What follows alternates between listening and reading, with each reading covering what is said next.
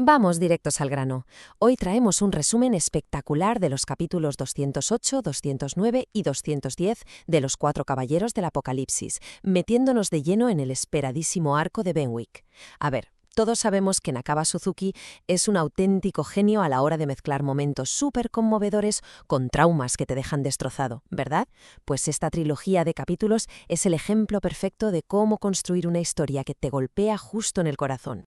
Para que no nos perdamos ningún detalle, vamos a dividir este análisis en 5 puntos clave. Primero, padre e hijo. Segundo, el secuestro. Tercero, los días en el lago. Cuarto, la princesa del lago. Y para rematar, el futuro del arco. Arrancamos con la primera parte, centrada en el capítulo 208, padre e hijo. Empezamos este resumen en el presente, dando un paseo súper tranquilo por el frondoso bosque de Benwick mientras llueve. Y fijaos bien en esto porque presenciamos la evolución de uno de los personajes más icónicos de toda la franquicia. Por un lado, tenemos el recuerdo del antiguo Van, el bandido implacable, el pecado de la codicia, ese rudo herrero que sobrevivió a cosas indescriptibles en el purgatorio. Y por otro lado, el Van actual.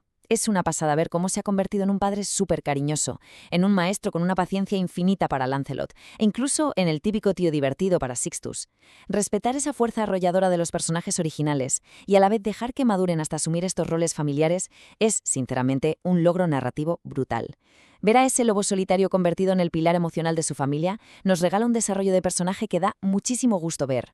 Y claro, en medio de este complejo entrenamiento telepático, donde Lancelot intenta dominar la legendaria técnica cero señal para ocultar su presencia, surgen unas dinámicas familiares preciosas.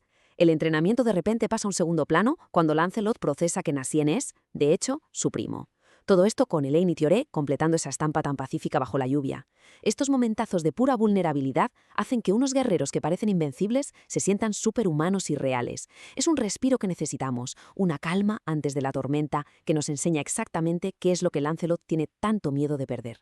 Pero ojo, que tanta tranquilidad es solo un espejismo. Es puro contraste. Cuando Van le habla a Lancelot sobre la necesidad de anular sus emociones para dominar la técnica, es como si le dieran a un interruptor en la cabeza. El simple sonido de la lluvia le arranca una costra a una herida viejísima y dolorosa, obligándonos a plantearnos una pregunta enorme.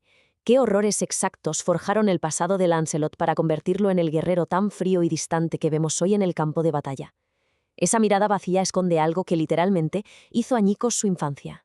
Y eso nos empuja directamente a nuestra segunda parte, el secuestro, en el capítulo 209. Dejamos atrás el calor del hogar y nos hundimos en las sombras de hace 8 años.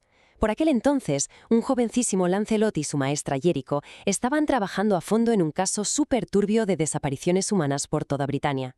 Durante una búsqueda de lo más tensa por el bosque, les pilla de lleno un aguacero intensísimo, pero de esos que notas que no son para nada naturales. Y en un abrir y cerrar de ojos, los cazadores se convierten en la presa. Son arrancados de su propio hogar por una fuerza brutal y arrastrados hacia lo desconocido, sin dejar ni una sola pista para que sus familias los encuentren. El lugar donde acaban tras ser engullidos por la tormenta es una auténtica locura. Se llama la Dimensión del Lago. Imaginaos un reino espeluznante, opresivo, cubierto por un cielo negro impenetrable.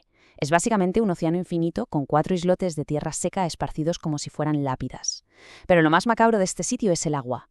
Si bebes de ese lago misterioso, te sacias mágicamente, eliminando el hambre por completo. O sea, es un entorno hostil diseñado no para matarte de hambre, sino para mantenerte con vida indefinidamente, completamente aislado del mundo, volviéndote loco poco a poco a base de pura desesperanza y privación sensorial. Así pasamos a la tercera parte, días en el lago y el peso aplastante del tiempo. Para entender de verdad la tortura por la que pasaron, tenemos que fijarnos en el calendario de este encierro. El tercer día, cualquier ilusión de poder escapar a la fuerza se va por el desagüe cuando un monstruo gigante con tentáculos sale del agua oscura. Lancelot intenta defenderse con su Shining Rod, un ataque potentísimo, pero el monstruo lo aparta como si fuera una mosca. Llegamos al día 10 y la pesadilla se vuelve aún más oscura cuando descubren flotando en el agua los cadáveres de los mercaderes secuestrados que estaban buscando. Y para el día 20, tras casi un mes de aislamiento, frío y terror constante, las defensas mentales y físicas simplemente colapsan. Quiero ver a mis padres. Vamos a morir aquí. Se te encoge el corazón al leer esto. Con esas palabras se rompe cualquier fachada de tipo duro. Solo vemos a un niño de 10 años llorando desconsolado por Van y Elaine, asumiendo con terror que por muy invencibles que sean sus padres, su leyenda no puede salvarlo de este pozo oscuro. A su lado, Jericho, hundida bajo una culpa aplastante y sintiéndose una inútil como protectora, jura a la desesperada que dará su propia vida para salvarlo. Es justo en este instante donde la inocencia de Lancelot muere, aplastada de lleno por la realidad de su propia debilidad. Y justo ahí entramos en la cuarta sección, la princesa del lago, correspondiente al capítulo 210. Cuando parece que ya no queda ni una gota de esperanza, algo emerge de esas aguas estancadas. Y no es otra bestia descerebrada, es una entidad con una aura tan siniestra que te paraliza. Aquí es donde se engancha todo con el lore más oscuro de las leyendas artúricas, trayendo a la luz a las temibles princesas del lago de las fuerzas de Anwith. Ya sabéis, esos seres ancestrales, famosos en los mitos por manipular, engañar y exprimir a los héroes hasta robarles la voluntad y pudrirles el alma desde dentro.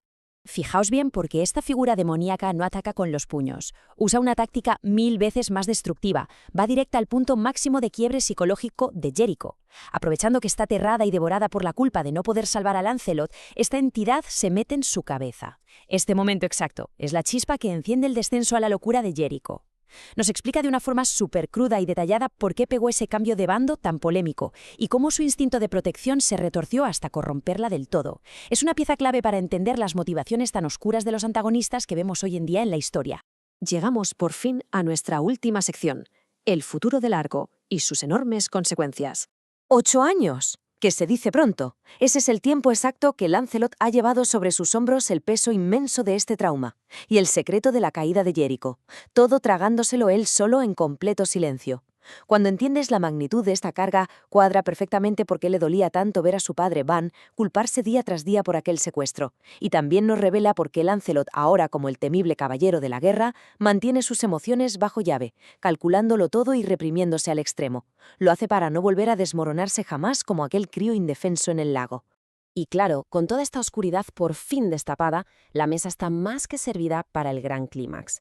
Sabiendo el infierno que pasaron en esa dimensión y cómo se fracturó el alma de Jericho, nos queda una pregunta gigante rondando la cabeza. ¿Cómo van a afectar estas heridas abiertas al inevitable choque contra las tropas del rey Arturo en Camelot? Sinceramente, esto redefine todo lo que sabíamos de la historia. Nos demuestra que el verdadero campo de batalla no es solo físico, la batalla emocional más dura acaba de empezar. ¿Estaremos preparados para lo que se viene?